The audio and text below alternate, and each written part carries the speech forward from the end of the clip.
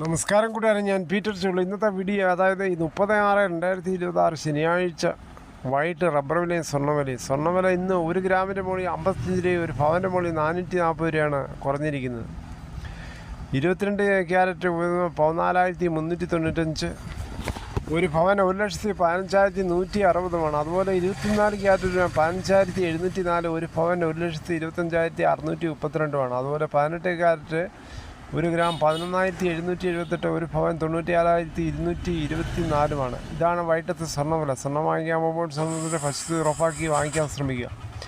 അതേസമയം റബ്ബർ വില നോക്കുമ്പോൾ റബ്ബർ വില വീണ്ടും കൂടുകയാണ്. RSS 4 കിലോ 256 രൂപ 50 പൈസ, RSS 5 കിലോ 251 രൂപ 50 പൈസ, ESN20 208, ലാറ്റക്സ് 60% DRCL 161 രൂപ 70 പൈസ. ഇതാണ് വൈകിട്ടത്തെ കോട്ടയം വില. കൊച്ചി വില നോക്കുമ്പോൾ RSS 4 കിലോ 256 രൂപ 50 പൈസ, RSS 5 കിലോ 251 രൂപ 50 പൈസ. ഇതാണ് വൈകിട്ടത്തെ കൊച്ചി വില. ഒട്ടുപാൽ നോക്കുമ്പോൾ 80% DRCL ഒട്ടുപാൽ കിലോ 151, 60% DRCL ഒട്ടുപാൽ കിലോ 113 രൂപ 25 പൈസ.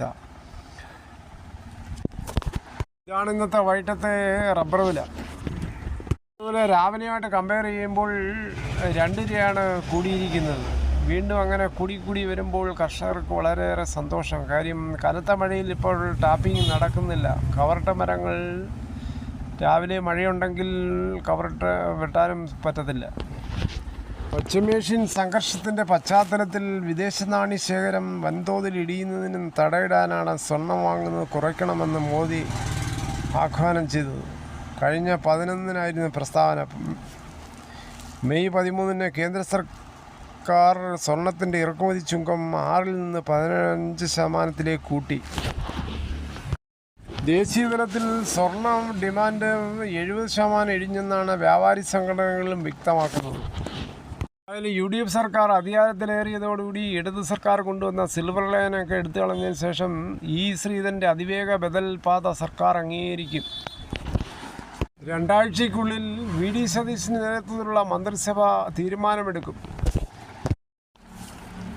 നിലവിലെ പദ്ധതികളെ അപേക്ഷിച്ച് ഈ ബദൽ പാതയ്ക്ക് സ്ഥലമേറ്റെടുക്കൽ വളരെ കുറച്ച് മാത്രം മതിയെന്നതിനാലാണ് മുഖ്യമന്ത്രിയുടെ ഭാഗത്തു നിന്ന് അനുകൂല സമീപനം ഉണ്ടായെന്നാണ് സൂചന.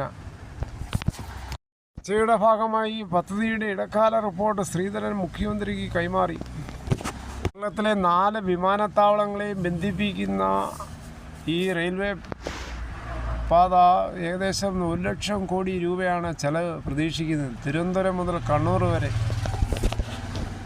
സർക്കാരുമായി ആത്മാർത്ഥമായി സഹകരിക്കാൻ തയ്യാറാണെന്ന് മെട്രോമാൻ ശ്രീധരൻ അറിയിച്ചിരുന്നു.